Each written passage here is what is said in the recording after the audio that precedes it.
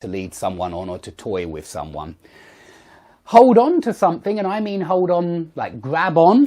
There are at least these four. You can hold on to something, hang on to something, cling on to something, grab on to something.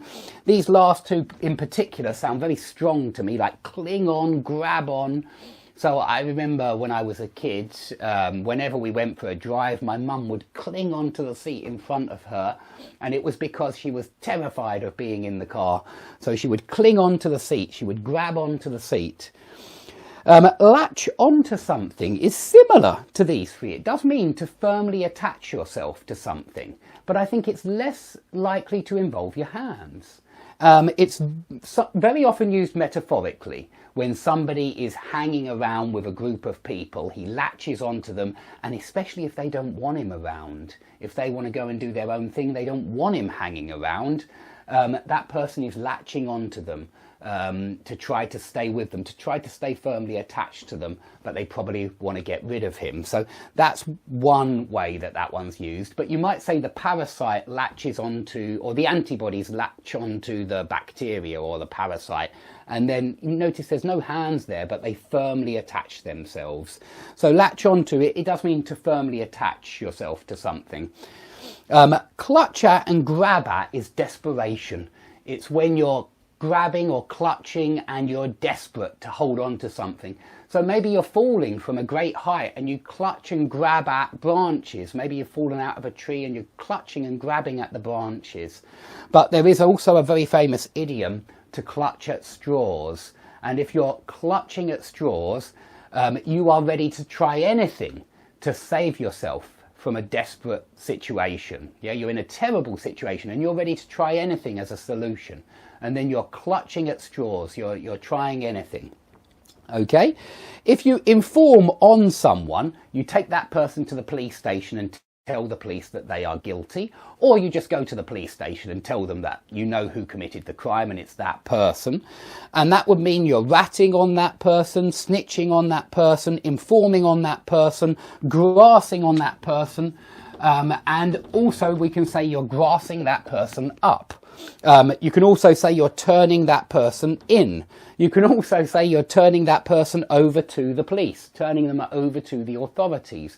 So we have loads for informing on someone.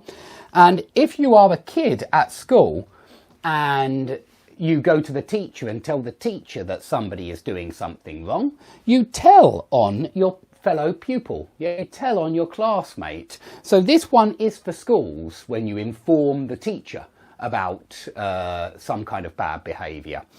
Okay, so that's all I've got for you for today. If you've got any questions at all about any topics, I really don't mind today. If you have a question, now is the time to put it up, because now I don't have the board distracting me, or you know, I have to kind of look at the board and think about that. Great books. Well, I mean, there are so many books, Paulina, that I don't know if I could narrow it down and just pick one from the large number of books that there are out there. Personally, for English grammar, I like Murphy, but I mean, it depends what you're looking for. If you're a TEFL student, you really want to use Murphy and make sure that you understand that. The school would have finished by now.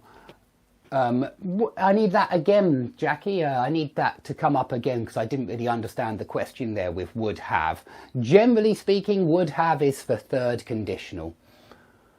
Yeah, you can dob someone in. Excellent. Somebody just mentioned dob someone in, and that is in the book, actually. I just forgot to put it here. You can turn someone in or dob someone in. So that was a very good suggestion.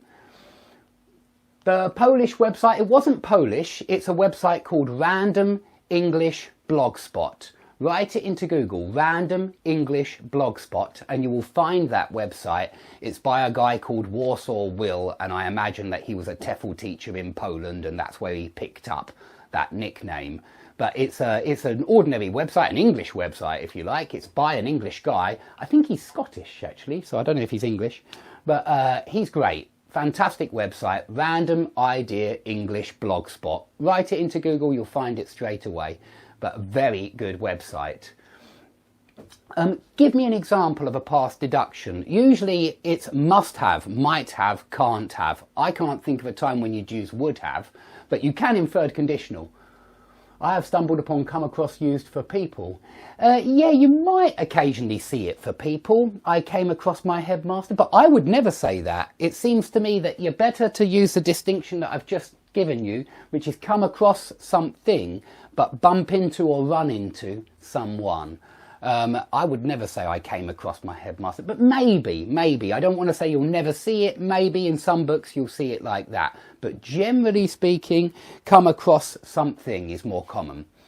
But I suppose, yeah, you could occasionally see that with someone. So it's a good question. Any other questions that you have, guys? Please, now is the time. I'll give you a few more seconds, but after that, I'm afraid I'll have to get back to online teaching. There's no difference between hate and loathe, they're the same. I heard someone say, can I come up on a number? Definitely not correct with that one, I'm afraid. Come up on a number doesn't mean anything to me. Break up a fight. Break up a fight is the correct collocation for fighting. You break two people up. You break them up. You break up a fight. Lay down the rules is good, and I have come across lay out the rules.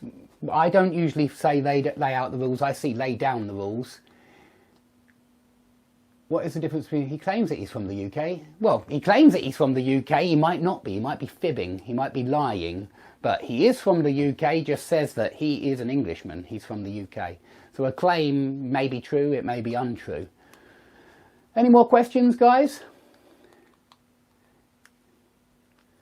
No? Okay. Well, thanks everybody for watching. I'm going to put up a poll later to see, is Spice Up? Yeah, Spice Up's very similar to Jazz Up. Very, very similar to Jazz Up. I agree. That's another one that could go in that group, and you should write it down in that group to make it easier to remember.